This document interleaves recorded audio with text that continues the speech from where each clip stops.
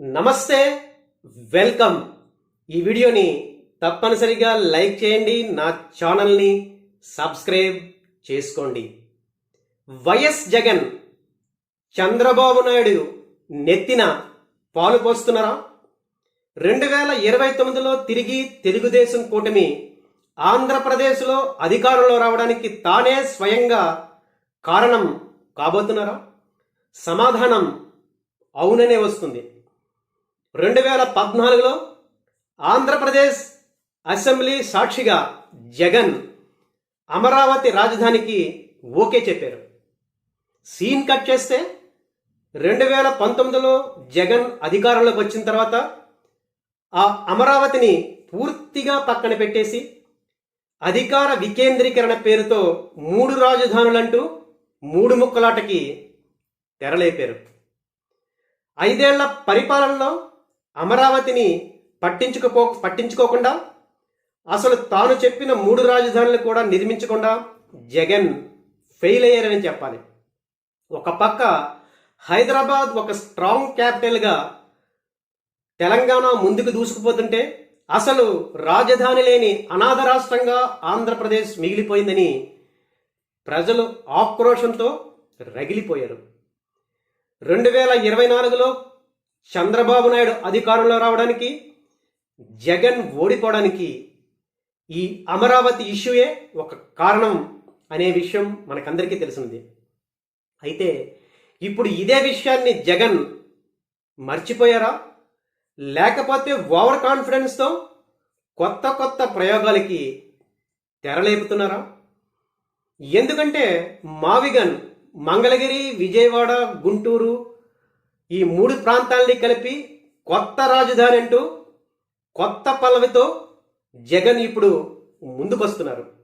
అసలు ఆ రోజుల్లో 3 రాజధానులు అన్నప్పుడు ఈ మావిగన్ విషయం ఎందుకు జగన్కి గుర్తుకు రాలేదు అని ప్రజలు అడిగితే జగన్ దగ్గర ఏం సమాధానం ఉంది?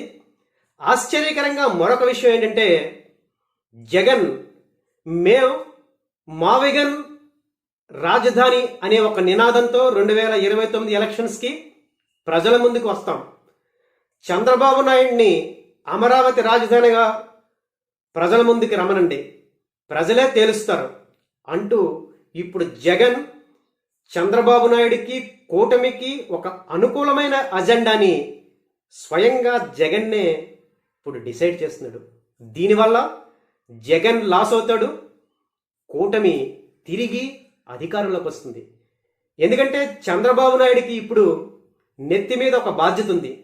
2029 ఎలక్షన్కి ముందు ఏదో ఒక రకంగా అమరావతిలో కొన్ని నిర్మాణాలను కంప్లీట్ చేసి దాన్ని ప్రజలకు చూపించి ఓట్లు అడగడానికి చంద్రబాబు నాయుడు సిద్ధమవుతుంటే ఆ టెన్షన్ని చంద్రబాబు నాయుడికి తగ్గించే విధంగా ఈ రకంగా జగన్ మావిగన్ అంటూ ప్రజలే డిసైడ్ చేస్తారంటూ ఇప్పుడు అమరావతి మీద ప్రజల్ని మరొకసారి నిర్ణయాన్ని జగన్ అడుగుతున్నాడు. ఈ అమరావతి మీద ఆల్రెడీ 2024లో ప్రజలు తమ నిర్ణయాన్ని చంద్రబాబు నాయుడికి అనుకూలంగా చెప్పారు.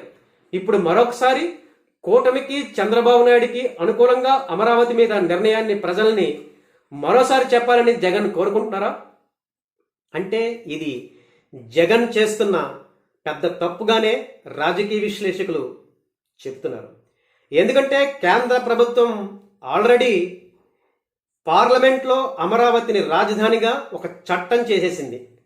అంతేకాకుండా కేంద్ర ప్రభుత్వం ఇస్తున్న నిధులతో ఇప్పుడు చంద్రబాబు నాయుడు ప్రభుత్వం అమరావతిలో రాజధాని నిర్మాణ పనుల్ని వేగవంతం చేసింది. ఇలాంటి టైంలో జగన్ మావిగన్ మాటలు మాట్లాడడం జగన్కే పెద్ద నష్టం.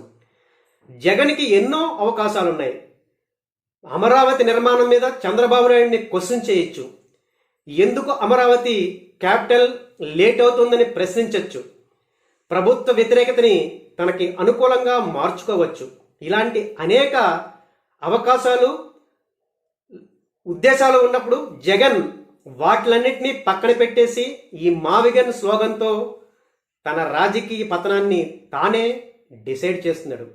చంద్రబాబు నాయుడికి 2029ని ఒక కేక్ వాక్గా మార్చేస్తున్నాడు. రాజకీయాల్లో హత్యలు ఉండవు, ఆత్మహత్యలే ఉంటాయి అనే సూక్తిని ఇప్పుడు జగన్ ఈ మావిగన్ని ఒక అంశంగా మారుస్తూ తన పతనాన్ని తానే డిసైడ్ చేస్తున్నారు. సో ఈ వీడియోలో నేను ఎక్స్ప్రెస్ చేసిన మావిగన్ ఇష్యూ, అమరావతి క్యాపిటల్ ఇష్యూస్ మీద మీ అభిప్రాయాల్ని తప్పనిసరిగా కామెంట్స్లో తెలియజేయండి. Thank you.